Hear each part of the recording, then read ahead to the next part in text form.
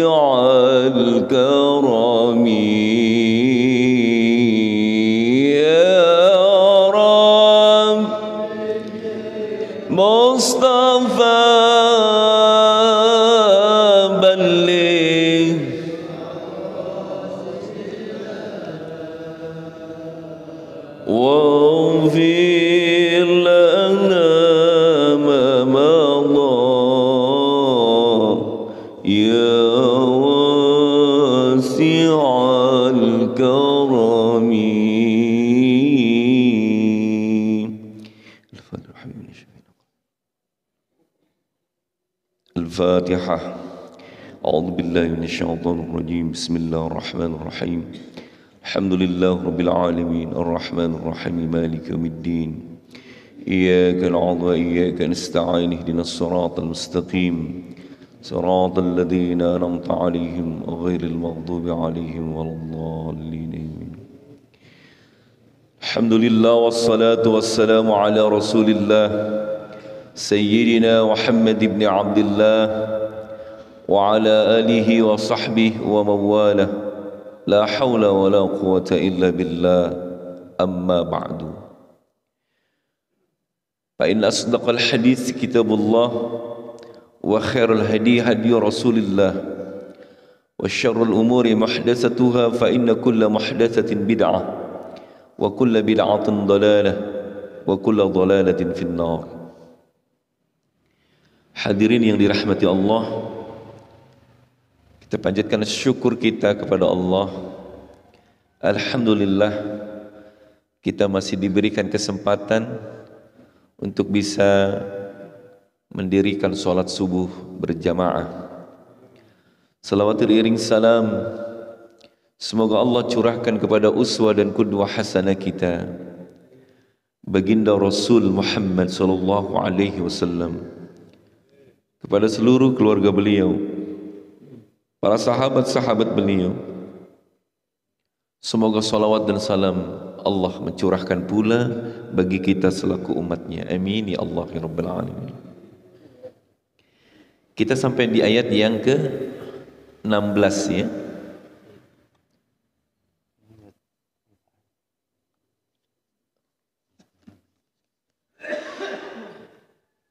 Di ayat yang ke-16. A'udzu billahi minasyaitonir rajim. Bismillahirrahmanirrahim.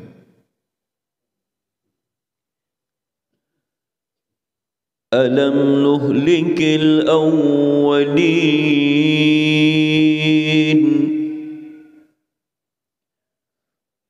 thumma nutbi'uhumul akhirin.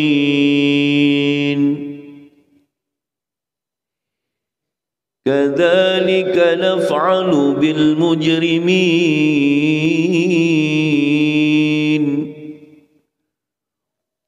ويل يومئذ للمكذبين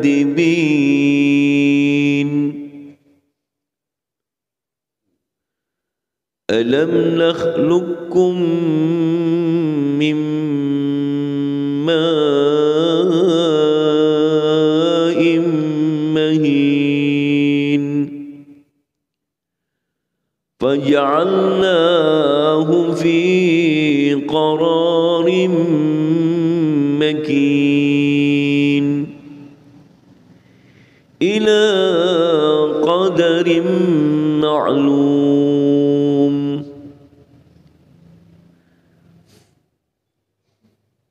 فقدرنا فنعم القادرون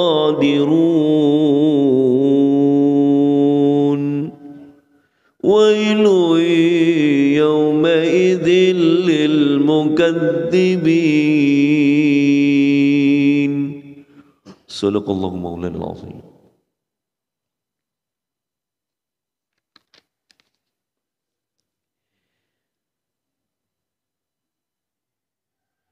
Cerita tentang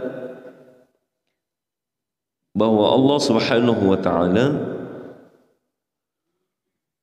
menggambarkan bagaimana dahsyatnya huru-hara kiamat,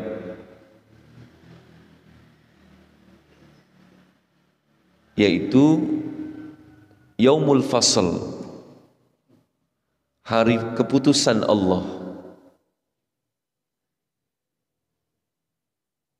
Sehingganya kita ditanya, wa ma adraka ma yaumul fasl, apa yang kau ketahui tentang hari keputusan itu?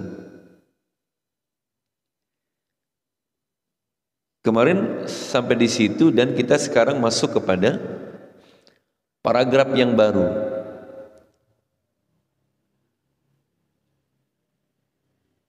Alam nuhlikil awwalin. Allah Subhanahu wa taala bertanya, bukankah kami telah menghancurkan, membinasakan al-awwalin, umat-umat kafir yang terdahulu?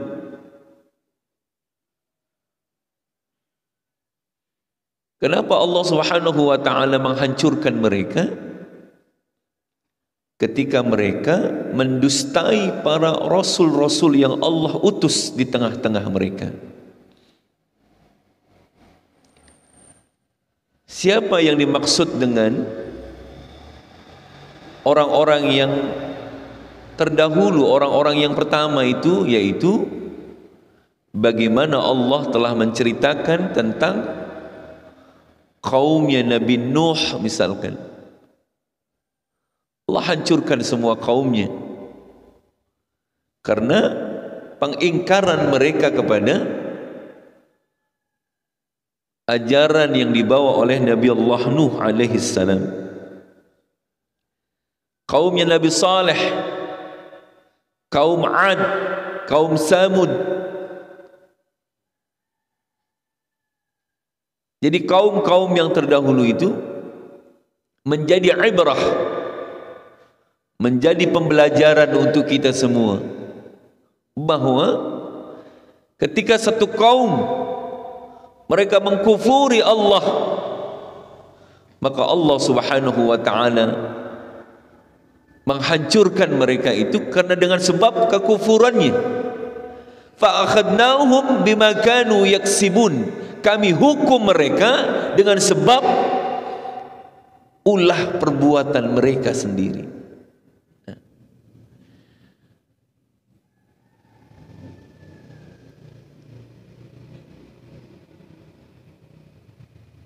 Maka summa nutbi'uhumul akhirin,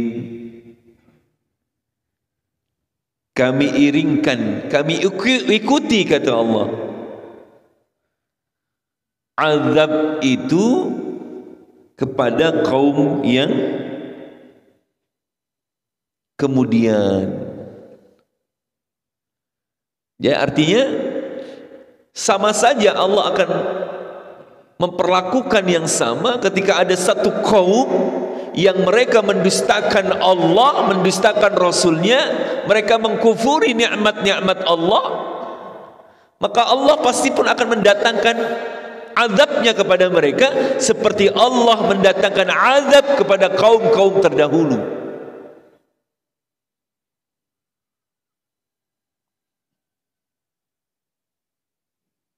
Yaitu bagaimana Allah menghancurkan kaumnya Nabi Allah Lut alaihi salam.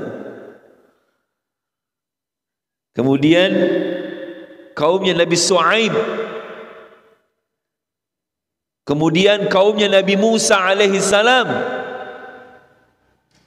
Nah, semua ini hadirin yang dirahmati Allah, sebagai ibrah, sebagai pembelajaran buat kita yang berada di kaum-kaum di terakhir ini, di akhir zaman. Kalau seandainya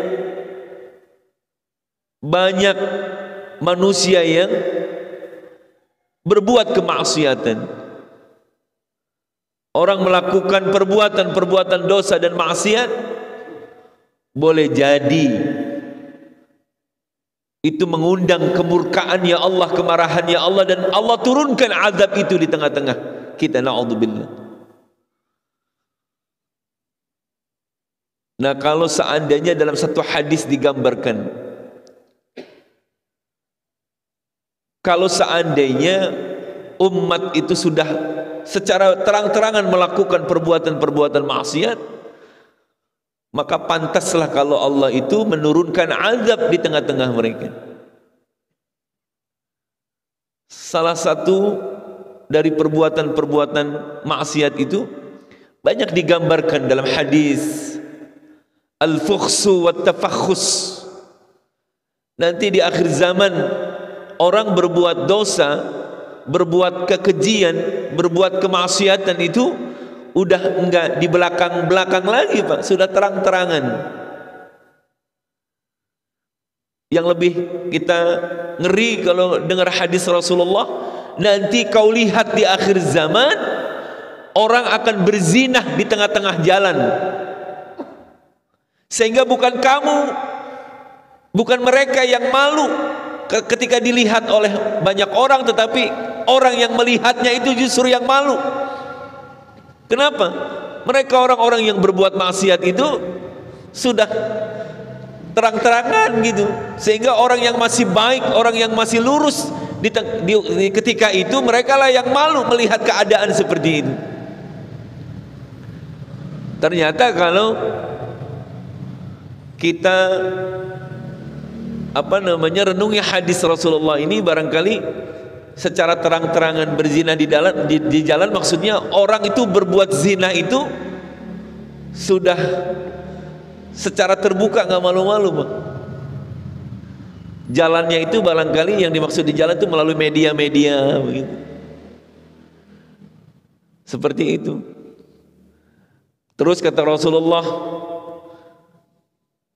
yang menyebabkan pantasnya turun azab itu ketika aqqa ummahu, ada anak yang durhaka sama emaknya, wajabba abahu, ada anak yang malu ngakuin bapaknya, wabirra sadiqahu, ada anak yang lebih loyal, lebih perhatian, lebih care dengan sahabatnya, dengan koleganya. Jadi nanti di akhir zaman kau lihat banyak anak yang durhaka sama orang tua, dia lebih sayang sama sahabatnya dibandingkan kepada orang tuanya. Seperti itu kata Rasulullah. Nah, inilah yang menjadi ibrah buat kita.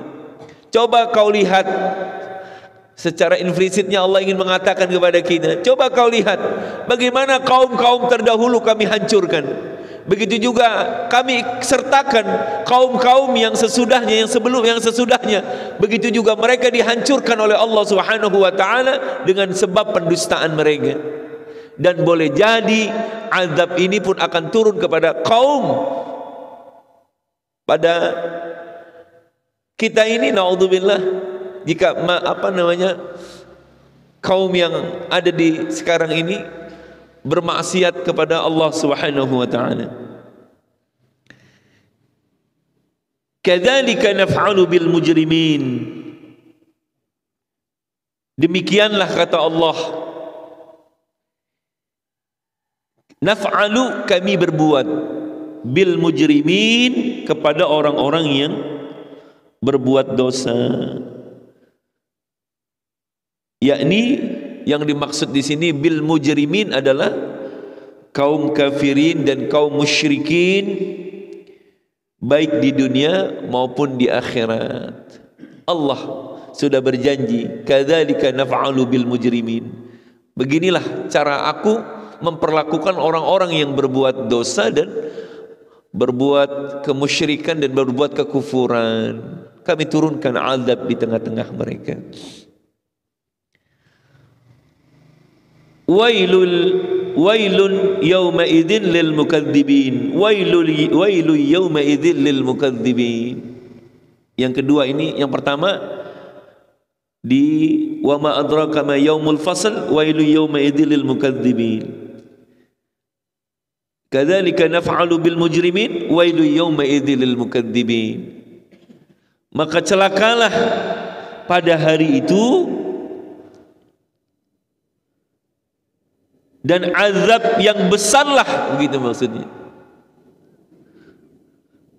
Pada hari itu, pada hari kiamat maksudnya, bagi orang-orang yang mendustakan ayat-ayat Allah, mereka yang mendustakan para nabi-nabi, dan mereka yang tidak meyakini adanya hari kebangkitan.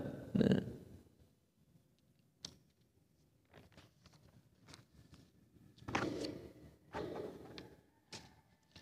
Kita masuk paragraf berikutnya. Alam nakhluqkum, bukankah kami, kata Allah,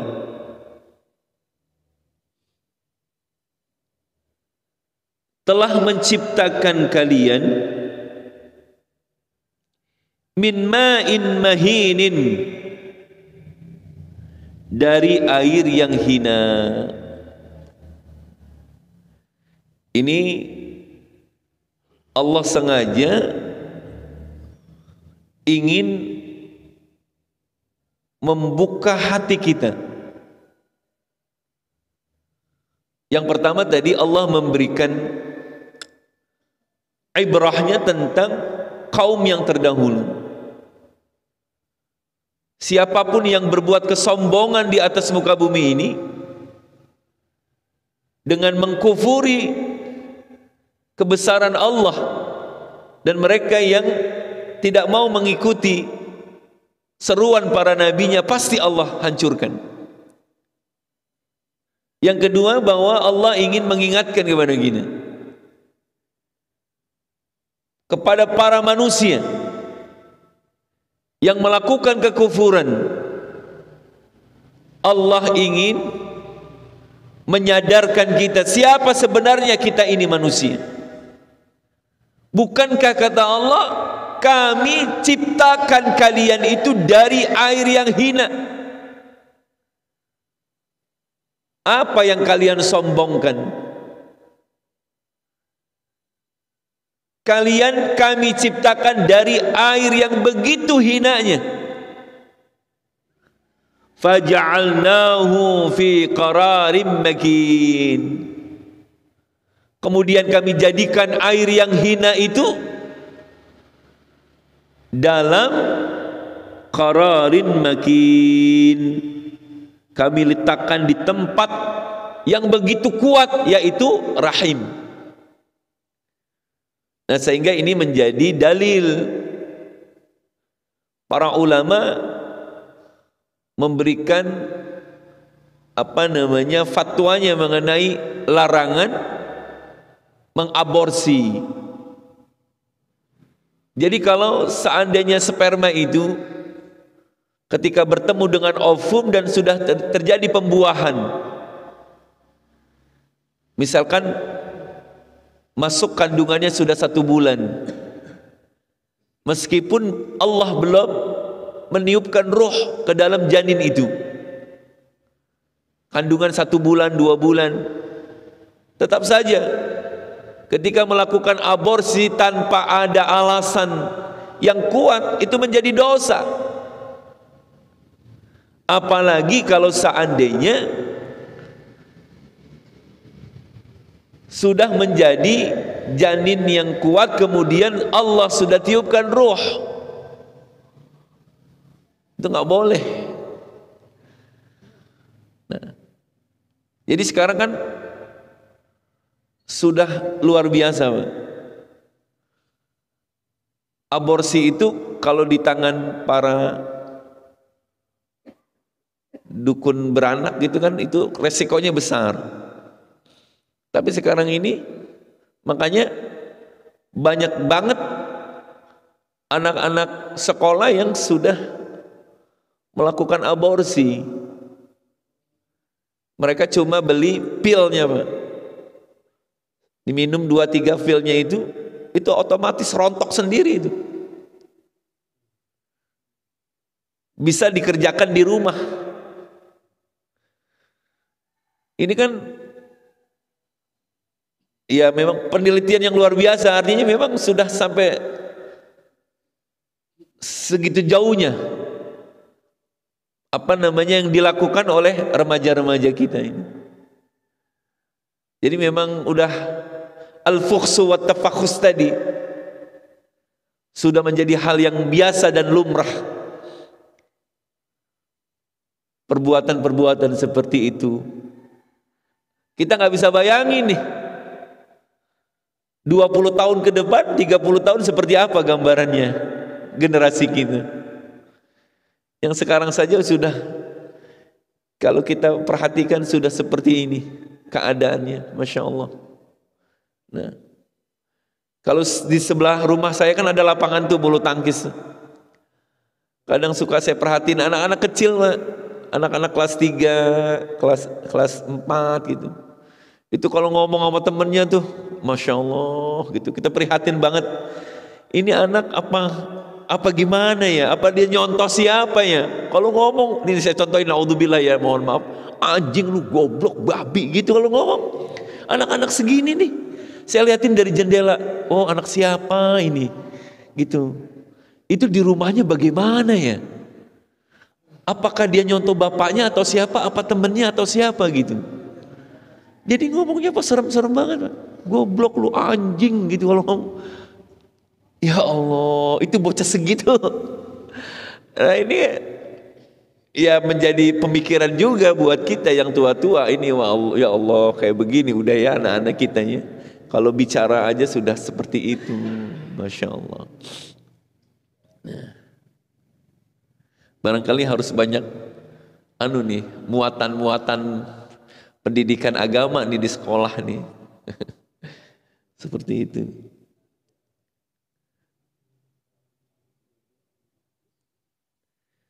Ila qadarin ma'lumin, pada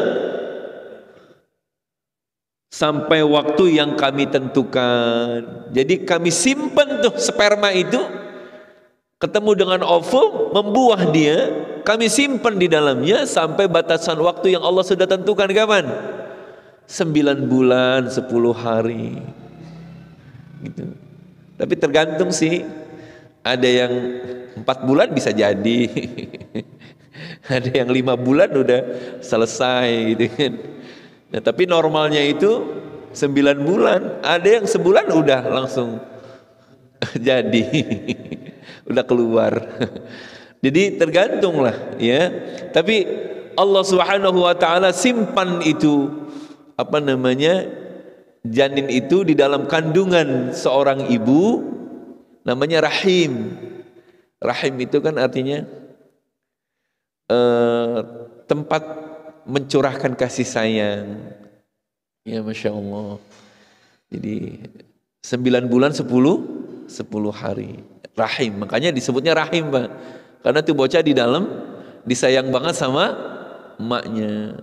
Ada silaturahmi, ada silaturahim. Bedanya di mana tuh? Makanya silaturahmi, ada yang bilang makanya silaturahim, yang mana yang betul? Nah?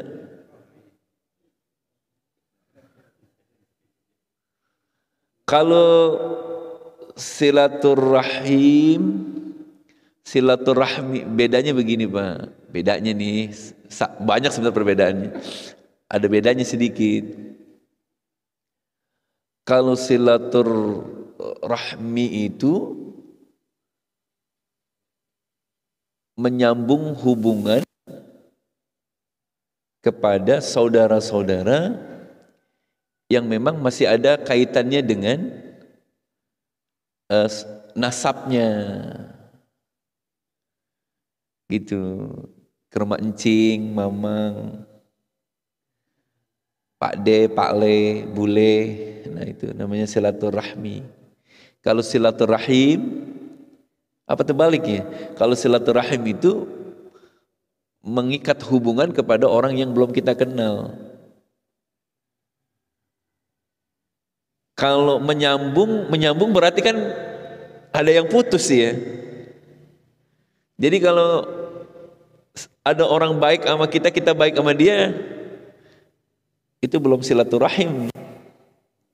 Kalau Nabi sih bilang silman qata'aka, sambung silaturahim kepada orang yang memutuskan kepadamu. Jadi kalau emang udah terjaga silaturahim kayak arisan bulanan, itu mah bukan menyambung silaturahim, namanya menjaga namanya. Emang udah terjaga gitu, memang udah nyambung. Tapi yang dimaksud silaturahim itu menyambung kepada orang yang memutuskan kepada kita, itu baru. Memberi kepada orang yang pelit sama kita. Kalau kita ngasih orang, emang orang baik sama kita, kita baik sama dia, wajar, itu mah biasa gitu. Memaafkan orang yang telah menzalimimu, itu yang luar biasa. Nah, terus hadirin sekalian yang dirahmati Allah, faqaddarna fa ni'mal qadirin, maka kami takdirkan. Ada yang membaca dengan tasdid, faqaddarna fa ni'mal qadirin, lalu kami tentukan bentuknya. Jadi di dalam di perut emak kita, Allah sudah mentakdirkan. Saya mau nanya, apa beda qada dengan qadar? Ada yang tahu nggak? Wabil qadari, ada takdir baik, takdir buruk, ada qada, ada qadar. Gimana tuh? Di mana letak perbedaannya? Qada dengan qadar.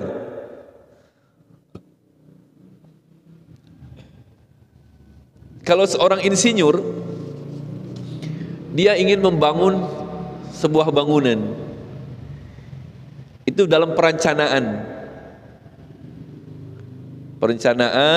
kemudian dihitung RAB-nya, kira-kira masa penyelesaiannya gitu. Ini mah ilustrasi aja. Dan baru perencanaan. Kemudian setelah eksekusi pelaksanaannya, itu namanya qadar. Kalau qada hanya baru rencana.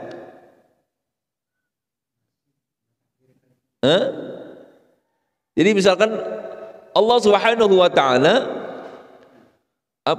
sudah mengqadakkan seseorang tuh misalkan begini. Ketika itu terlaksana, ketentuan itu berjalan, maka itu namanya takdir. Dan takdir pun kalau qada itu masih bisa berubah, Pak. Iya, masih bisa berubah. Tapi kalau takdir itu, ya namanya sudah takdir, nggak bisa berubah. Misalkan begini, orang ketika ada di perut emaknya, kata Rasulullah, itu sudah Allah tentukan tuh. Ketika ditiupkan ruh, bikatbi rizkihi, rizkinya, ajalnya, kehidupannya, senang atau susah, gitu kan? Jodohnya, semua sudah Allah tentukan, Allah qadakkan. Nah, ketika semua itu yang ditentukan oleh Allah betul-betul adanya, itu namanya takdirnya Allah. Makanya Allah itu muqtadir, yang maha mentakdirkan. Dan kita minta kepada Allah, apa yang sudah Allah qadakkan jangan sampai menjadi takdir yang buruk.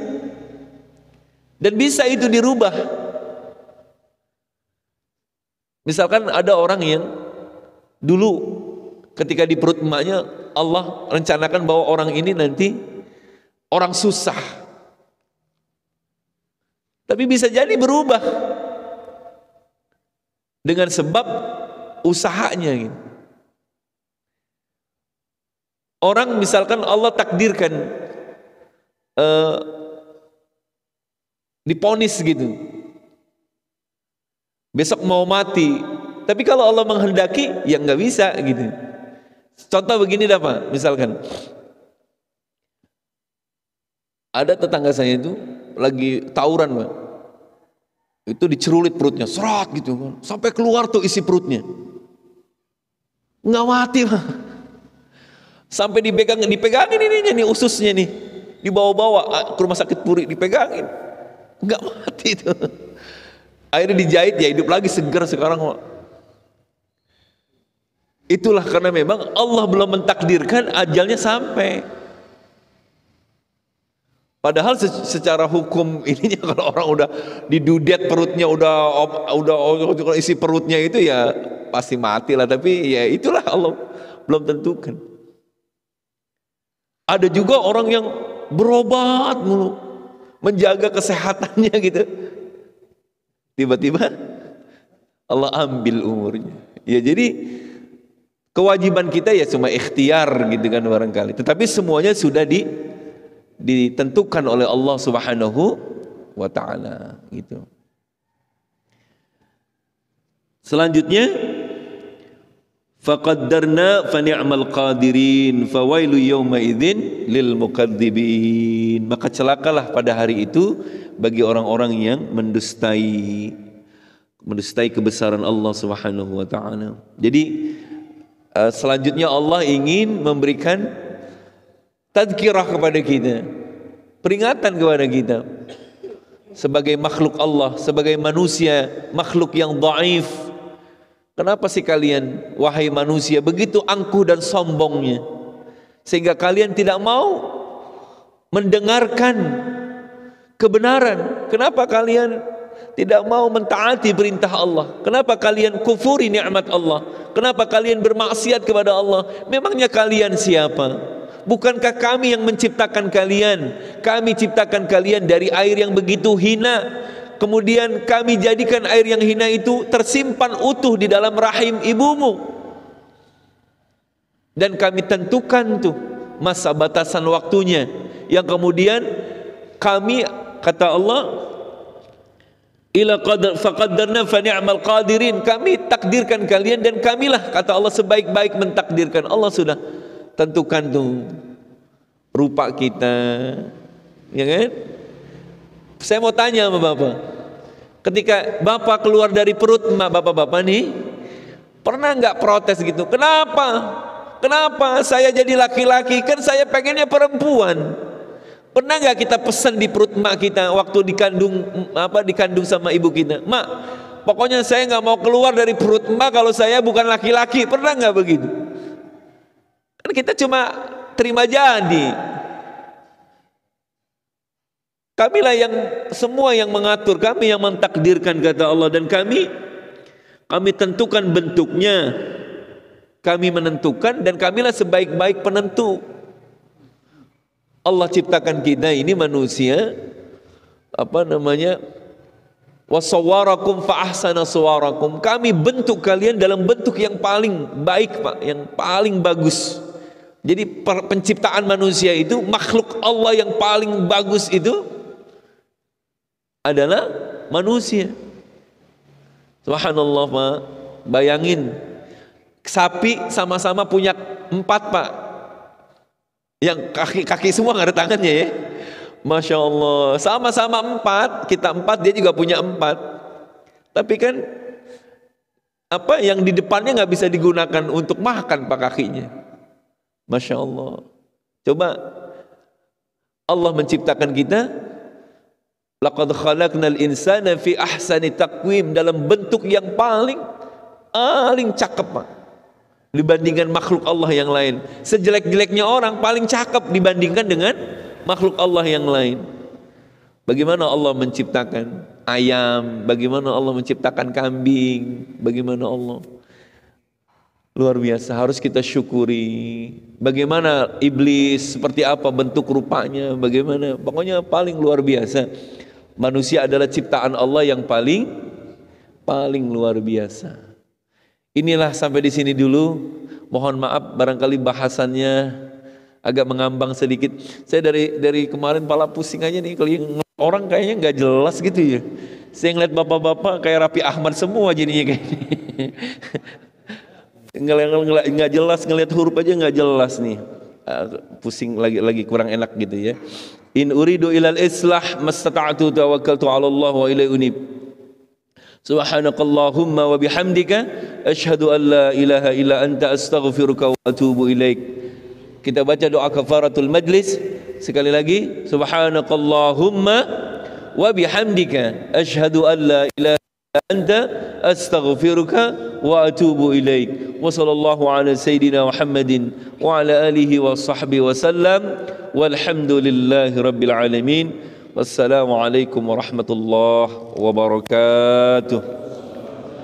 Sallallahu ala Muhammad sallallahu alaihi wasallam. Sallallahu ala Muhammad sallallahu alaihi wasallam. Sallallahu ala Muhammad sallallahu alaihi wasallam.